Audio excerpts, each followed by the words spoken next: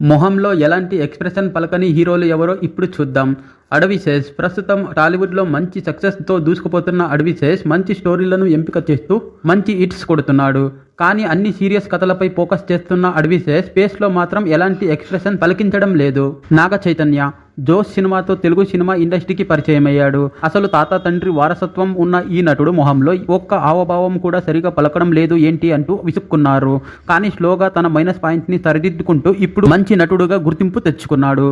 సుధీర్ బాబు మహేష్ బాబు కృష్ణ ఇంటి అల్లుడుగా ఇండస్ట్రీకి పరిచయమైన సుధీర్ బాబు మొహంలో కూడా అసలు ఎలాంటి హావభావాలు సరిగా పలకవు. రామ్ చరణ్ మెగాస్టార్ చిరంజీవి తనయుడుగా చిరుత సినిమాతో సినిమా ఇండస్ట్రీకి ఎంట్రీ ఇచ్చాడు రామ్ చరణ్. సోషల్ మీడియాలో రామ్ చరణ్ పై స్టార్టింగ్ లో ఎలాంటి నెగిటివిటీ వచ్చిందో ప్రత్యేకంగా చెప్పనవసరం లేదు. కానీ వజ్రం సాన పెడితేనే బాగా మెరుస్తుంది అన్న విధంగా ధృవ రంగస్థలం సినిమాతో తనలోని అనేక లోపాలను సరిదిద్దుకున్నాడు రామ్ చరణ్. ప్రస్తుతం త్రిబుల్ ఆర్ సినిమాతో గ్లోబల్ స్టార్ గా తన సత్తా ఏంటో ప్రపంచానికి